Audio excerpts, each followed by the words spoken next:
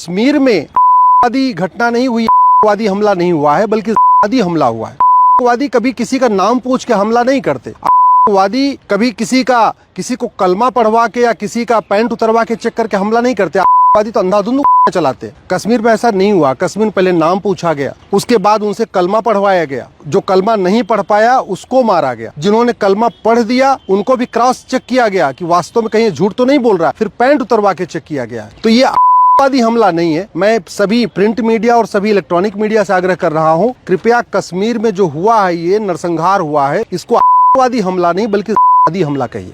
मैं माननीय supreme court से भी आग्रह करता हूं कि संविधान की इंटरप्रिटेशन इस तरीके से करिए कि भारत सुरक्षित रहे। संविधान फ्रीडम ऑफ रिलीजन देता है, फ्रीडम ऑफ कन्वर्जन नहीं। लेकिन कई ऐसे फैसले आए हैं, हाई कोर्ट का फैसला आया है, एक सुप्रीम कोर्ट का भी फैसला आया है, जिसमें आर्टिकल 25 को यह कह दिया गया कि freedom of religion include freedom of conversion. ऐसा नहीं है। आर्टिकल 26 में जो कहा गया है कि अपने आप धार्मिक स्थानों का निर्माण करेंगे, तो धार्मिक स्थानों के निर्माण का मतलब अवैध निर्माण नहीं कर सकते। आर्टिकल 27 साफ साफ कहता है कि 1 रुपए खर्च नहीं होगा किसी भी रिलीजन को प्रमोट करने के लिए। दुर्भाग्यवश भारत में अल्पसंख्यक मंत्रालय चल रहा है, अल्पसंख्यक आयोग चल रहा है। हजारों करोड़ का बजट केंद्र सरकार खर्च कर रही है मजहब के नाम पे, हजारों करोड़ का बजट राज्य सरकारें खर्च कर रही हैं, जबकि आर्टिकल 27 कहता है कि 1 रुपए खर्च नहीं करना है किसी रिलीजन को प्रमोट करने के लिए। धर्म और रिलीजन में अंतर होगा, इसको भी हमारे माननीय सुप्रीम कोर्ट के जजों को समझना होगा। धर्म बिल्कुल अलग होता है, रिलीजन बिल्कुल अलग होता है। धर्म सबको जोड़ता है, रिलीजन तोड़ता है। धर्म वसुधैव कुटुंबकम सिखाता है, धर्म सर्व और मंगल मांगल्य सिखाता है।